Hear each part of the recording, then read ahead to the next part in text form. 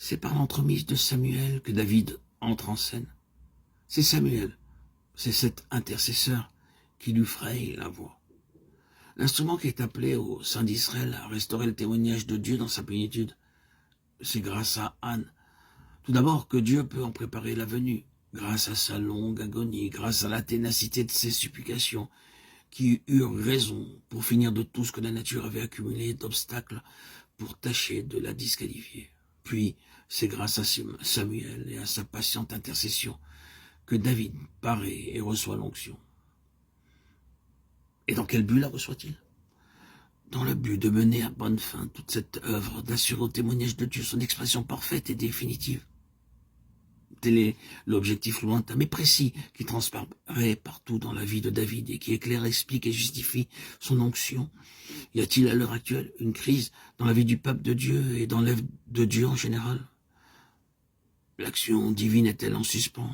La mesure de bénédiction, de puissance dont nous sommes témoins est-elle en rapport avec les besoins de l'heure?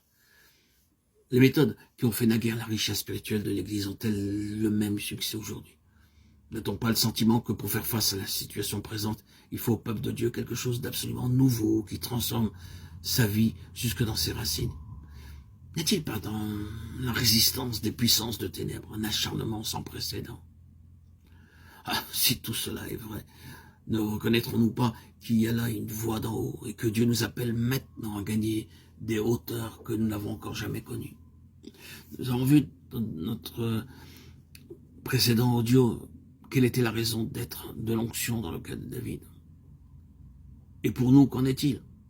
Est-ce pour être pasteur, missionnaire, évangéliste que nous recevons l'onction? Est-ce la fonction que l'Esprit a en vue? Peut-il faire de nous des unités détachées, indépendantes, ayant leur fin en elles-mêmes? Rien de tout cela.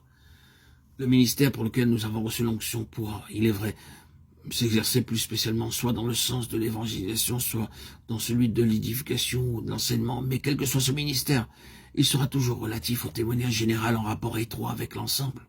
Si un évangéliste dûment qualifié par Dieu se sert du don qu'il a reçu comme d'une chose ayant une valeur propre, ou qui aurait sa justification en elle-même, vous pouvez être certain que le rayonnement de sa vie sera limité.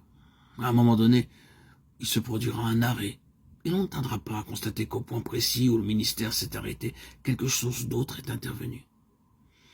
Et tous ceux qui ont des yeux pour voir diront « Quel dommage qu'un ministère comme celui-là n'ait pas pu donner son plein.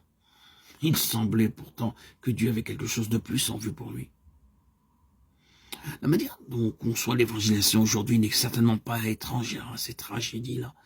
Quelle erreur de mettre les évangélistes comme dans un compartiment étanche, en marge de l'Église, sans que leur labeur soit repris et suivi par ceux qui ont pour mission de paître le troupeau et d'enseigner les fidèles pour le perfectionnement des saints. Or, ce qui est vrai de l'évangélisation quand on en fait quelque chose d'exclusif est vrai de toutes les autres manifestations de l'onction. C'est le témoignage dans son ensemble qui est en vue, et non les éléments séparés.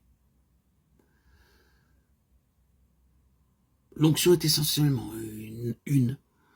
essentiellement relative, dans ce sens qu'elle se rapporte à un tout, le témoignage de Jésus dans sa plénitude et dans son objectif suprême.